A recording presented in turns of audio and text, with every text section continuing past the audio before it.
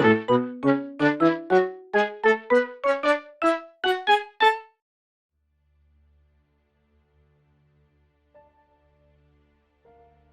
everyone and welcome back to my channel, and in today's video I am doing some portrait practice. This is something I really want to get better at doing, is drawing people, especially men, but more people overall. My anatomy of people is not the best, so this year I've wanted to practice that, and because I have quite a lot of time on my hands at the moment, I've decided to do a portrait practice video. So I sketched out the portrait on some A4 printer paper. That's what I normally do when I do any piece of art. I sketch it on there. Did quite a lot of erasing, as you can see my eraser there. That was a new eraser before I started, and now it's got some black pencil marks on it, so you can see that it was a bit of a messy sketch. And then I transferred the sketch onto some cartridge drawing paper because I'm wanting to use markers and pencils. I transferred it onto there using my Lightbox and a colour pencil just to neaten up the lines. So I'm doing a base with markers, and I'm using a mix of Copic markers, Wish markers, Pro markers and Spectrum Noir markers, just because I'm running out of Copic inks. I need to do a shop for some Copic inks. I have a whole pile of Copic markers that need refilling, and I just haven't got around to buying the inks yet because Copic inks are expensive, but I will do it. So that is why I'm using a mix of markers, and markers are pretty mixable anyway. You can mix marker brands quite nicely, doesn't really matter. So I'm doing the base in markers and then going over the top later on with some polychromos, and I'm going for more of a semi-realistic look because photorealism is not a forte of mine. I can do it better with animals. My animals tend to look a lot more realistic than people, but this is more of a semi-realistic portraits picture because that's the style that I quite enjoy working in. But I did try hard to get it to look like the people in the photo, and just to get it sort of realistic but give it a bit of a stylistic, can't find the word, what's the word, a hint of style, I don't know, but yeah, that's what I'm going for anyway. So the subject of this portrait is some fan art, because I quite like doing fan art. I like doing fan art of things that I'm a fan of. I have a list of videos where I make fan art of YouTube pets, because I make a lot of fan art of pets because I can't have pets of my own, so I like to draw other people's pets. But I thought I should branch out into doing other fan art that isn't just pets because it's a little bit weird.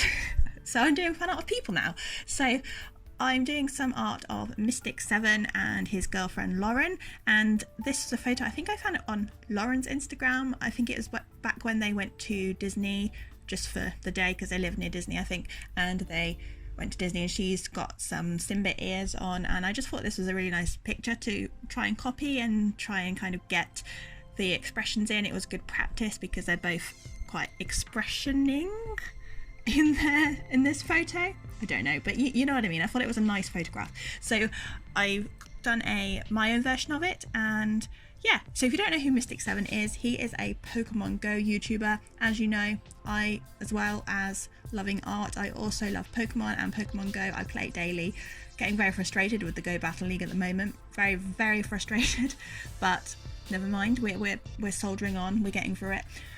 Yeah, so I love Pokemon. I love Pokemon Sword and Shield. I love Pokemon. I have a lot of Pokemon art videos. I'll link a playlist to that up above and down below if you want to see some of my Pokemon art videos. But yeah, this also counts as a Pokemon art video because it's fan art of a Pokemon YouTuber. That's why it's in the playlist if you're wondering.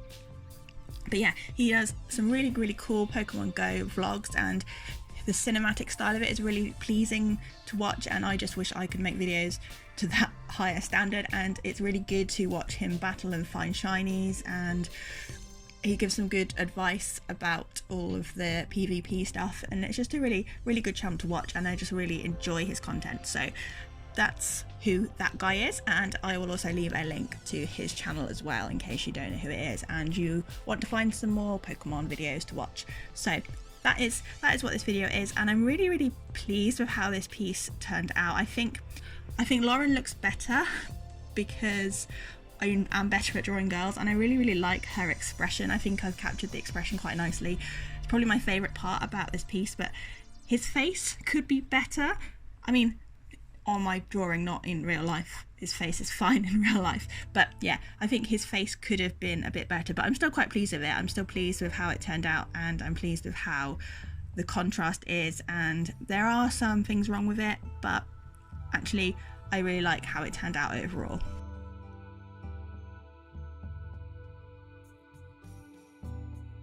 So if you are new to my channel, welcome. My name is Katie. I do art videos, as is probably obvious from the art that's appearing in this video. But yeah, I make lots of art videos. I do quite a variety of different things. I do challenges, speed paints, crafts, DIYs. I have my own little character called Charlie, and like I said, I have some Pokemon videos as well. So if you're new, welcome. Do feel free to subscribe and go and have a look around my channel, and hit the notification bell, because YouTube doesn't put videos into people's sub boxes. I think more so if you're a small creator, I think that's more of a thing. But anyway, yeah, if you like this video, subscribe, leave a comment, leave me a comment on what your favourite shiny Pokemon is, and if you play Pokemon Go, what's your best shiny that you've got in Pokemon Go. Not really sure what mine is. I have quite a lot of shinies. I tend to get quite a lot of shinies. I think I've got nearly 200 now. Not really sure what my favourite one is. Probably shiny Sableye, that's a good one to have. And shiny Sneasel, that's also quite good. Shiny Oddish. But yeah, I have a lot of shinies anyway. But yeah, let me know what your best shiny capture in Pokemon Go is, because let's do some flexing in the comments. And of course, if you like this video, you know, emotionally, do leave it a like down below, as that really does help me out too. So now I am going over the top of the markers with some Polychromos pencils. I'm using my set of 24 because I do have a set of 40, which I got back in November. I think it was the Black Friday sale where I got them, but I don't want to open them yet. I'm too scared to open them. So I already had a set of 24, so I'm using those. I'm not using too many different colours on top, because the markers actually did quite a lot of the shading and the shadows, a lot more than I expected them to, because I did use quite a lot of different colours in the skin. I used some purple, some brown grey, lots of different browns and lots of different skin tones, so I didn't really need to do as much colour pencil as I thought I did. But I am using the white Polychromos to try and get some highlights, especially in the headband. I actually really like this headband. I really want one. I might actually try and see if I can get one, because it's really cool and it's really bright. I think the colour of this headband really helps bring the picture to life and brings out the warmth in the skin tones. So yeah, I really want one of these headbands. I'm gonna try and find one, because I'm a big child and I love Disney as well as Pokemon. So once I had done the two people in the picture, I did the background. I decided to do a background. I wasn't sure whether I should, but I ended up doing a background because I wanted to fill the page and to make it pop a little bit more. And I changed the background a little bit, because in the original picture it was kind of a brownie background, but I wanted to do some green and then some sky colour, just do a very basic background. Blended some greens together, did some stippling, and then did a dark light blue. A dark light blue? That doesn't make sense. How can it be a dark light blue? But a mid blue sky, that's the word I'm looking for. This voiceover is so good. You could tell I've been inside for a while and starting to lose it a little bit.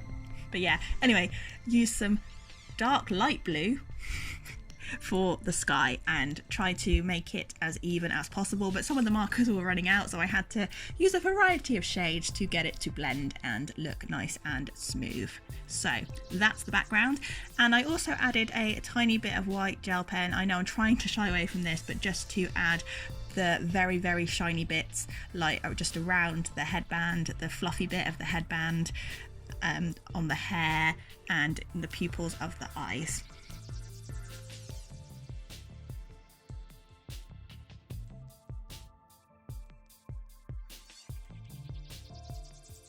So here is the final piece, and I am really proud of this, because I find drawing people quite difficult, especially in a more semi-realistic style. It's not perfect, but I still really like it.